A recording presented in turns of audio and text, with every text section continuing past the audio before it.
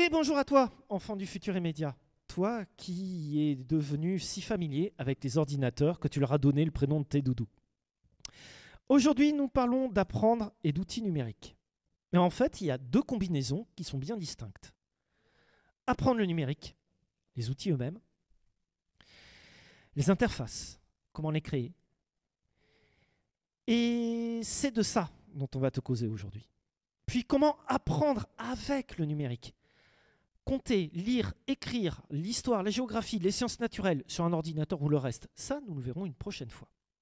Je vais être franc, apprendre le numérique, ce n'est pas exclusivement se servir des interfaces.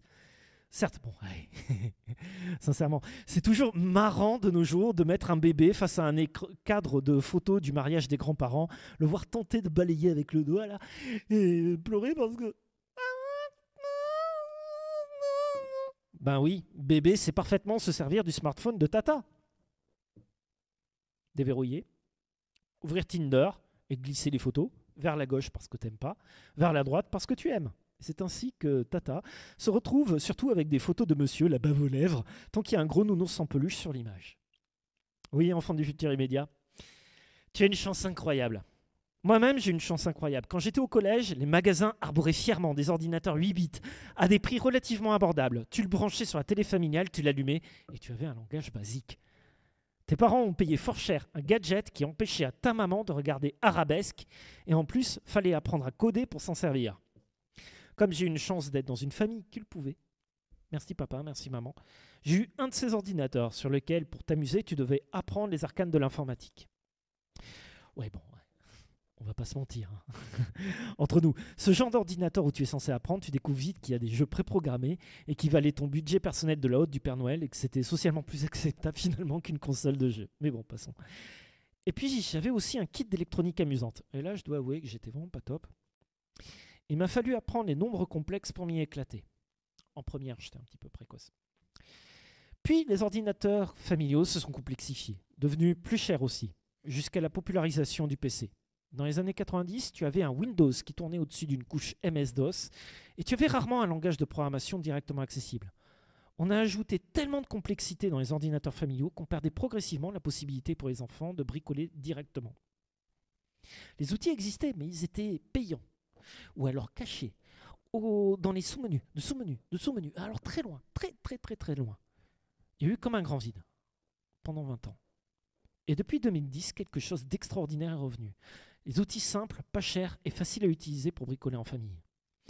Il y a le langage Scratch, un langage d'apprentissage à grammaire visuelle et à notion d'événement sur lequel on peut commencer à comprendre la programmation avec un éditeur graphique, un éditeur gratuit et surtout la possibilité de partager avec les autres. Ça, on n'avait pas à l'époque quand même. Scratch n'est pourtant pas une innovation, c'est surtout le retour d'un concept créé par un langage totalement oublié, Smalltalk. On est littéralement dans le RDS, Rapid Development Software, développement très rapide d'un logiciel. Le truc instinctif, tu lances, tu peux bricoler direct. Essaie de faire la même chose avec un environnement de développement standard.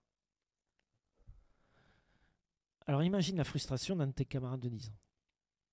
Smalltalk a fait son temps. Né dans les années 70, popularisé sur Macintosh, son échec est peut-être d'être resté que sur Mac, enfin surtout sur Mac classique, car il fut oublié en passant à Mac OS X. Alors que Smalltalk est un vrai langage de programmation, avec des symboles ponctuant son code, un langage de professionnel qui en a inspiré plein dans les années 2000. Mais laissons là les ordinateurs complets. Tu as une autre chance, absolument extraordinaire. Un Arduino, qui permet de bricoler les circuits électroniques très vite. Un outil simple, vraiment pas cher, accessible, très puissant, qui fut originellement conçu pour que des artistes puissent créer et intégrer des montages électroniques dans leur création. Ce petit circuit permet de contrôler tranquillement des montages électroniques depuis son ordinateur. Là aussi, un outil d'apprentissage pour les enfants d'une puissance rare. Grâce à lui, tu peux faire un piano banane ou une niche qui aboie en l'absence du chien. Enfant du futur immédiat, tu as tout à créer, car tu vas prendre notre relève pour construire la face numérique de notre monde. Et finalement, nous comptons tous très fort sur toi.